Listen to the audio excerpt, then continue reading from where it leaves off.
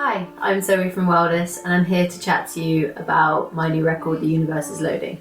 So, The Universe is Loading as a whole, it was written in a time of change for me. I went through a health anxiety diagnoses, and it did kind of hinder the album. It kind of like stopped it in its tracks and I had to take some months off. But then ultimately it kind of led to its creation, and it wouldn't be what it is now without that kind of experience. And I kind of think the whole album is about learning and growing within the universe and kind of allowing your life to sort of take you, and trauma like inevitably does happen. It's going to happen to all of us at some point, kind of like taking that and learning and growing from it instead of rejecting it. You know, time heals and time allows us to grow and change rather than rejecting the new version of yourself. Track 1, Collide.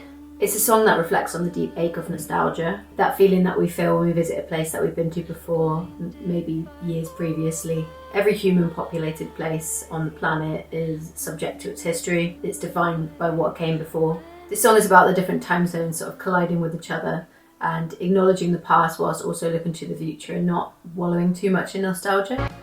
Track 2, After the Ending.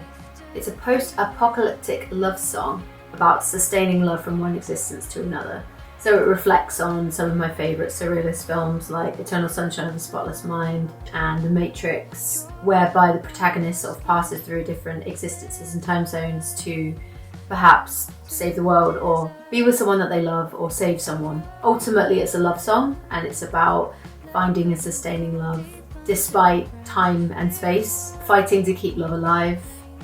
All it would take is a phone call, channels the quiet ache of a relationship defined more by blood than real connection. So lines like, now you're just a memory locked away inside my veins, on your way to leave an everlasting stain. It's about being close to people but simultaneously estranged from them, because we rely on blood ties sometimes in the Western world to kind of define a relationship rather than actual connection and actually knowing each other.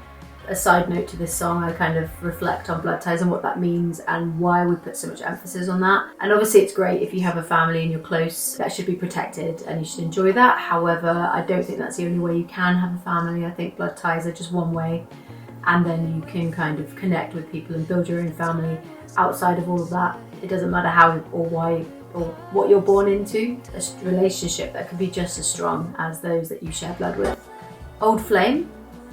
I was lucky enough to visit Sequoia National Park last summer, and I spent some time there and got to know a little bit about the ecology of the area and why the trees grow bigger than any in the world. It's really beautiful there. There's like a very tight balance of like climate combined with forest fires, which obviously as humans we tend to like, obviously we have to sustain, because there is a forest fire problem in California at the moment, which is terrible.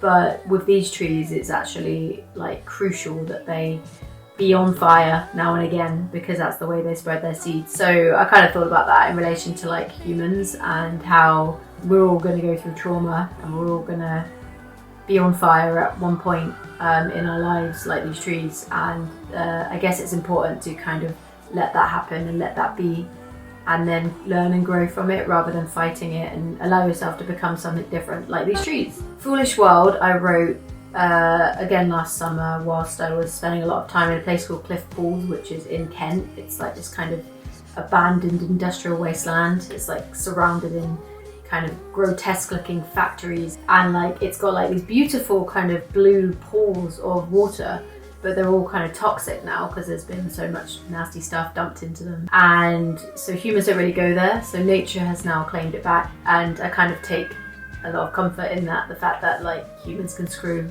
with a lot of stuff. Nature will be able to claim it back at some point, whether or not humans will be there, that's a question to be asked, but nature will conquer all. So ultimately this song is a breakup song. The idea of someone leaving someone else behind, or letting someone go, or letting something go, so you can both go and thrive elsewhere. Dolgok is an interlude. It was born out of a fun ambient guitar loop that I started making when I was spending some time in North Wales. I love the nature in Wales, particularly in the north, and there's an area there called Dolgok which has a beautiful waterfall and lake, and I was just inspired by it one day and started jamming on my guitar. And I guess you could say, if you wanted to be abstract and wanky about it, it kind of like grows like the waterfall. It starts very ambient and washy, and then it grows and becomes more powerful and big.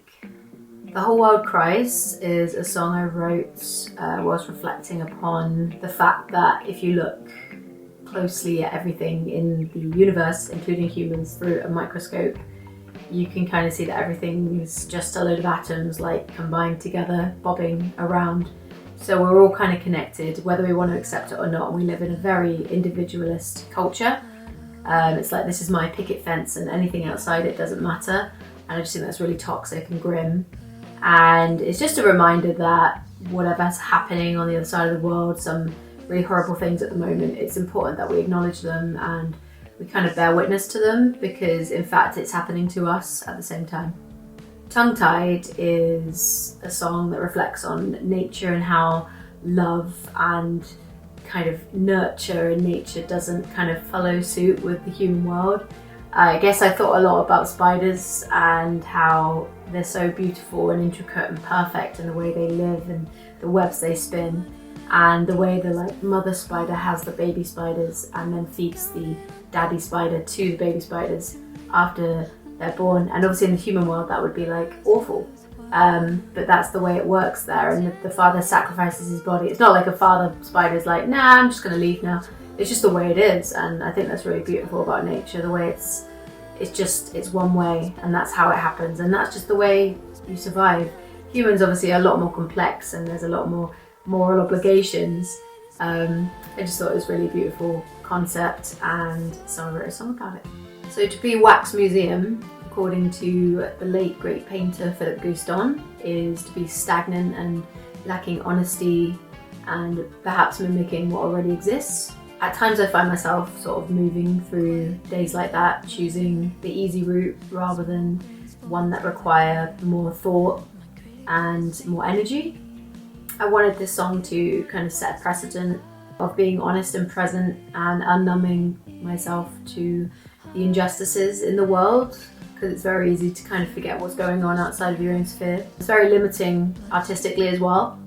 Enough for Me is about two people passing ships, and it's a love story really, and it's like an encounter that the two people can sort of, you know, because obviously it's in our nature as humans to kind of want to like pursue something, and it's kind of like if two people are in a time and space that it just doesn't work, but you know, in a different universe or a different existence they would be together.